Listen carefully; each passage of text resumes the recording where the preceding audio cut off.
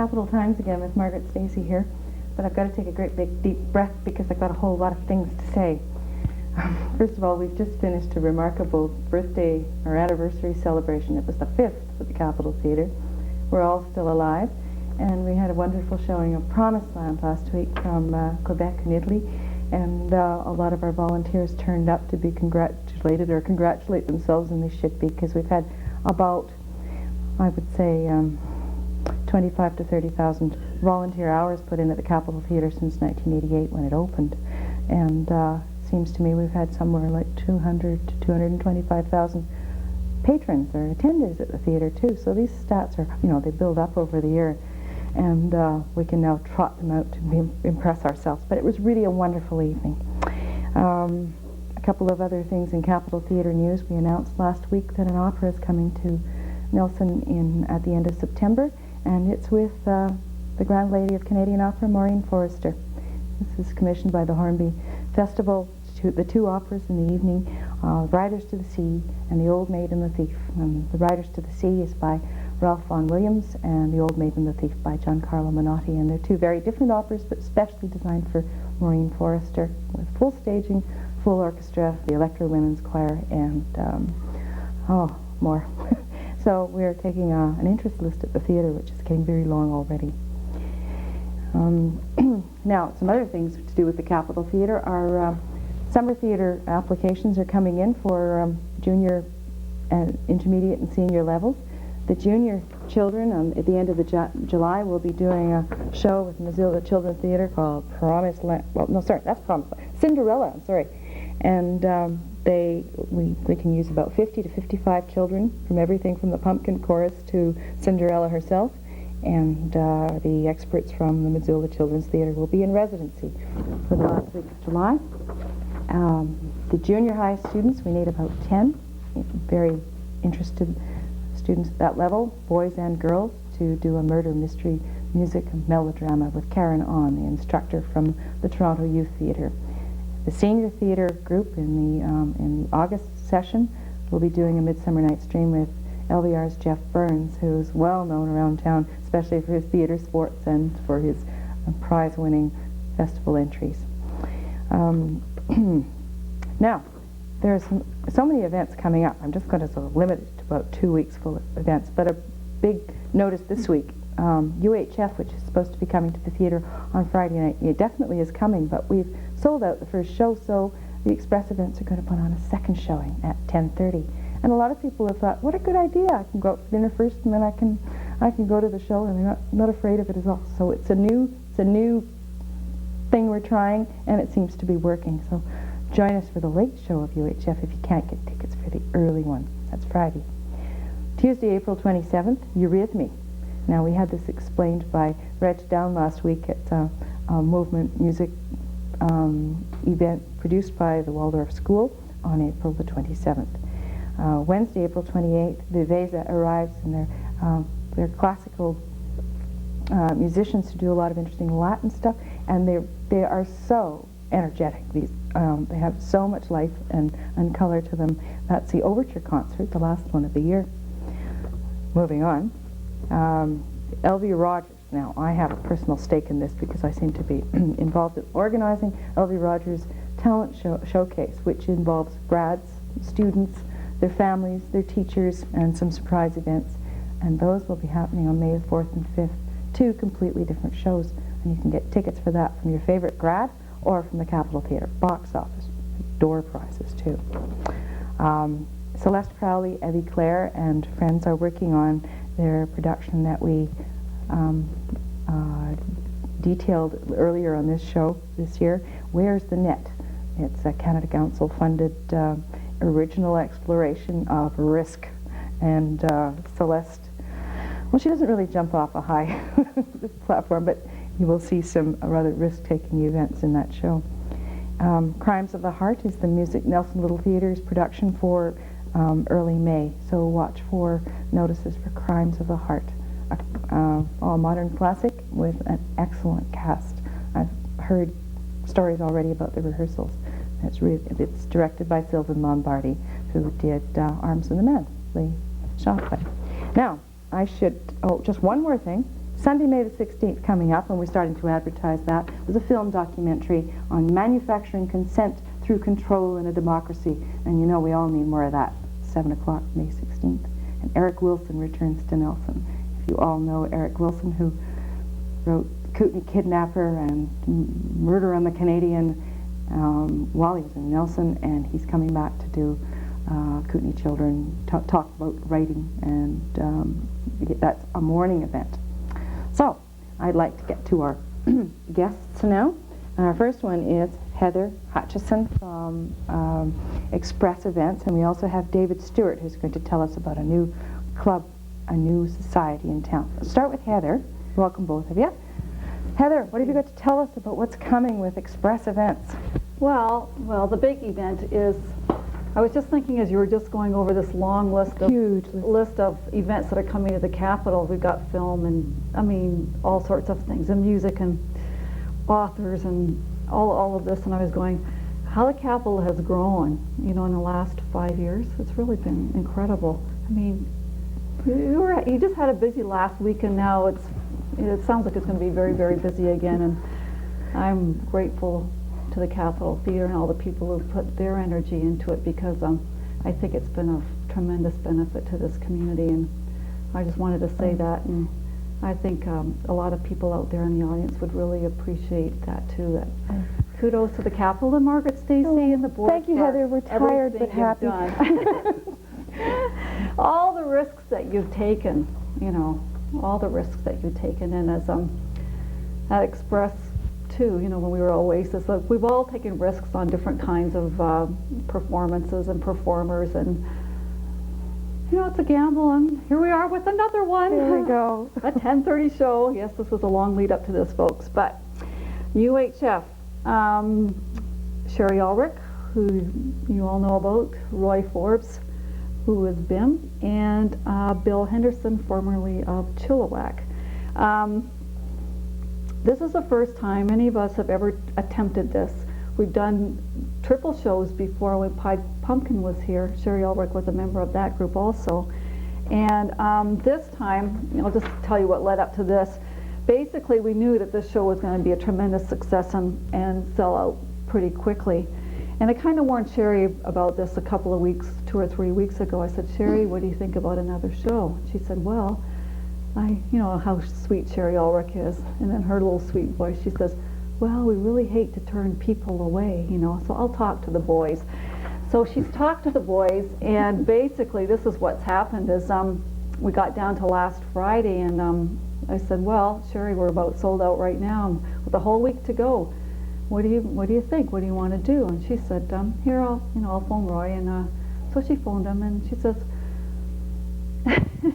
we're up for it, you know, they're really behind all of this, and she's very enthusiastic about it, and so is the group. And she said, you know, Roy Forbes, the eternal optimist, says this is going to be a success, and so we're putting it out, a 10:30 show, UHF, and same ticket price as before. They'll be good and warmed up, so you're going to get a really hot, you know, last sets, we could say, right? And the band's behind it, and they're one of those groups of performers who particularly like coming to Nelson.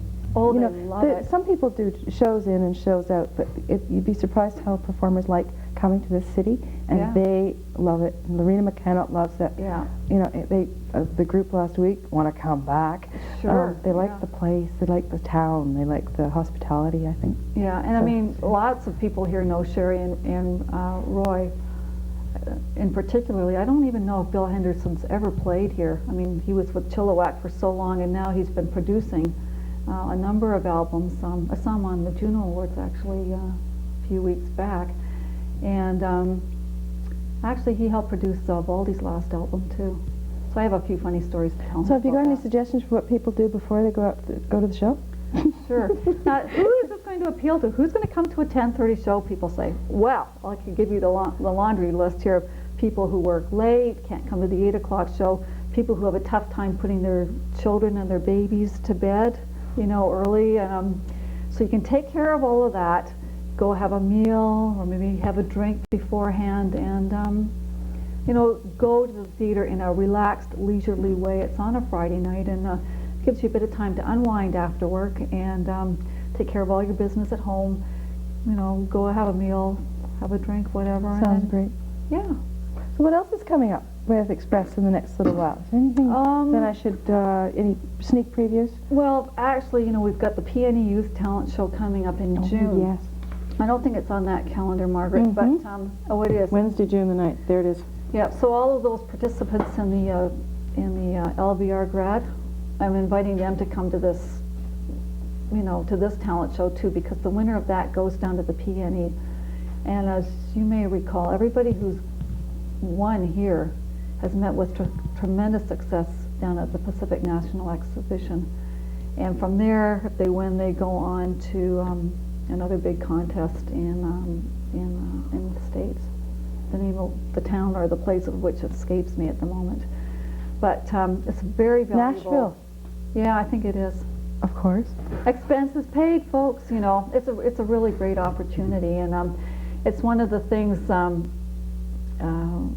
You know, we try to do different things too, and I really like. I mean, one of the reasons for doing these promotions and bringing different kinds of music into Nelson is to expose our younger community to the fact that there's a whole world of music out there, many, many different kinds of music, and if they're so inspired to get up on stage and perform themselves and sing or play an instrument or even act or whatever, this is a good, safe, gentle place to do it in an absolutely wonderful theater, right? Right. Well, that's what I want to ask David about, because he's taking a big risk doing something with children. Let's go. What, David? Tell us about it. What are you up to? All right. I'll let you do it. I'll tell you about the newly formed, just being formed, Nelson and District Youth Choir. Now that's a working title. We don't know if that'll end up being the name of the group forever and ever, but it works for now. Basically, we are looking for recruits now, and we have notices in the papers in the last couple of weeks, and a flyer, if you want to zip in on this, which is going out through the schools and will be found in the library and the rec center and various places around town. We're looking for anyone who likes to sing. A lot of people have said, are you going to audition kids? And I said, no, because everybody can sing, and it just takes some people a little longer to catch on to the fact that they can. So anybody who likes to sing is certainly welcome. So what about my 13-year-old son whose voice will probably crack in the next 6 months? Well, I think there's a place for it. It sort of depends Place on for the, cracks? No, a place for boys with changing voices. You just have to handle it a little differently. If we were to have several boys in that predicament, and it is a predicament for a little while, there are ways of handling that gently and not forcing them out of their place in the singing world for that 6 to I didn't mean to tease 12 you. I've or also got a 18 months. 9-year-old daughter who can barely wait till it starts. Yeah. No, but that's a good point, because a lot of boys do think that when their voice starts to go, that's it. But there is music that has been arranged for the changing boy's voice, and as long as you give them a little place to sing with not too wide a range, it seems to work out fairly well. David, I know there's a historical connection here between you and the choirs from yesteryear. Tell us about it. Yeah, violin makers like to think of their own genealogy as having studied with whoever studied with, Stradivari years ago. Grandfathering process. So my grandfathering story is this. Donald Brown was one of the singers in Mrs. Ferguson's boys' choir years ago, and he went on to a distinguished career as a singer and a recitalist, a chorister, and eventually a teacher, professor of voice at UBC. He retired just last year, and my connection, this is kind of second hand, but Donald Brown was one of my teachers. In fact, he was probably the instrumental person in turning me into the business of professional singing. And so I always have kept in touch with him, and I also have a couple of other friends who were members of the boys' choir years ago. One of them is Gil Brett, who has set up a scholarship for young musicians in this community, and he and I shared space on a television program years ago called Chorus Gentlemen. It was a 12-voice male chorus, and we hoofed it around the CBC studio there for a while. So I have some connections, and I'm aware of the history of that boys' choir, because I can remember when I was a young singer just starting out, I knew probably as much about the Nelson Boys Choir as I did about the Trail Smoke Eaters. In fact, they were sort of synonymous at that time. That means you knew a lot about both of them or nothing about either? Well, no. It was just that Nelson and Trail were sort of in the news because of those two organizations. And the Boys Choir certainly caught my attention. I remember hearing them lots of times and hearing recordings of them.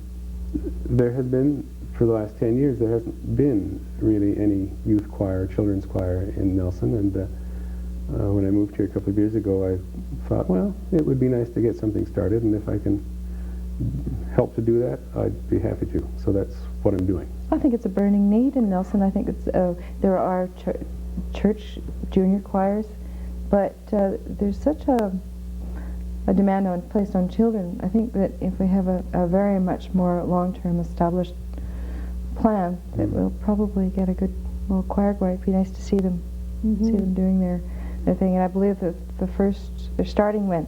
Well, we're starting in September. We're recruiting right now, and if you see one of these things around town, there are 4 names which you can call, 3 on this side of the lake and me on the other side. Don't spend your money. Ann McDonald has been a piano teacher hereabouts, and she's been a great help in getting this thing off the road. Cheryl Bowden lives over on the North Shore, is another one to call, and Keith Todd, who teaches at Trafalgar. Don't phone him at school, phone him at home. His phone number has been listed several places. But they're taking registrations by telephone, and as soon as we get our roster of singers, we'll be contacting them for, hopefully, I would like very much to have a gathering of the choir in June. A party? Well, a sort of a party, sing-song, get-together, see what's happening. Yeah, sure. And just put the group together so they know what they're getting in for, and we'll be starting the week after school starts in September. We don't know where yet. We're still looking for a rehearsal space. And you don't know when exactly? We don't exactly. After school? Yeah, it'll be an after-school time, 4 to 5:30. The day is contingent upon the space that we get and a couple of other things. We're trying to do some coordinating with other choral groups as well. So it's that's up in the air, but we're working on it. Yeah. So we'll see the new Nelson Youth Choir, or whatever metamorphosis. Well, for now it's the Nelson and District Youth Choir, yes. Nelson and District. So kids from out of town, welcome to come, you bet. as well as Nelson kids. Oh, that was great, David. So can you tell me what you did as a professional singer?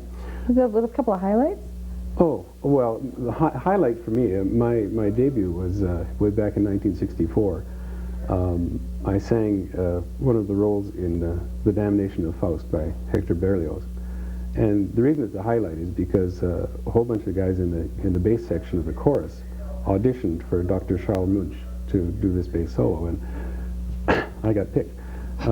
So that was sort of the beginnings of it. But I've done a lot of choir work over the years, as well as solo stuff, a lot of CBC things. I was one of the founders of Vancouver Chamber Choir. John Washburn and I worked together closely to get that established way back in 1970. And Vancouver Opera, chorus, and a few small roles with those companies. Lots of oratorios. I always tell my students that if they learn all the Messiah solos, they'll always have Christmas grocery money, because Messiah is a very popular thing, and classical singers ought to learn it. So I've always had Christmas grocery money, I must say. So you stopped that business and you came back to the Kootenays? Well, not necessarily stopped. I came to the Kootenays. No, I'm still working on the vocal business. You still go out and sing? Yes. Oh yeah. Yeah. Great. Wow. Have we ever seen you on stage here in Nelson? Have you come with the Vancouver Opera at all? No. No. Never did make it to Nelson. To Nelson as a performer. Yeah. But I will be. I hope so. And now that I know all these details, you see, it's very dangerous to tell me stuff, because I tend to sort of look at people as, rather than, I look at people as pools of talent. And what can you do? Hello, what are your talents? And stuff. That's not the only way I see people, actually. but it goes into the data bank, and I come out and recruit for pantos and things like that. And so I think that's our show for today, and I would like to thank you both for coming. And oh, Heather, you've got more to say? No, What? I'm sort of tapping her. But we do have a tape, UHF, and the song is I Feel Better When I Sing, which I think fits in great. with us very appropriately. So we'll probably sign off with this. I don't feel better when I sing. It sounds like hell. Well, but you feel better? In my next life, you know, I'm going to sing. Okay. Next life. I'm actually not that bad. Originally it started to not be that bad, but it probably deteriorated over the years, and I didn't practice. Luckily, a couple of my kids can really sing, so I'm really proud of them, and I love hearing them. Anyway, live through our children, eh? So, thank you both for coming, and best of luck on your UHF late show, and best of luck on your children's choir, or youth choir, excuse me. We'll see you all at your risky enterprises. They're not very risky at all. So long now. See you next time. From Margaret Stacey on Capital Times. 'Cause when I sing, I feel as light as spring. It's a funny thing. I just feel a lot better when I sing. That's when I start to swing. It's a funny thing. I just feel a lot better than when I have to talk. I talk or I'm not talking only makes a mother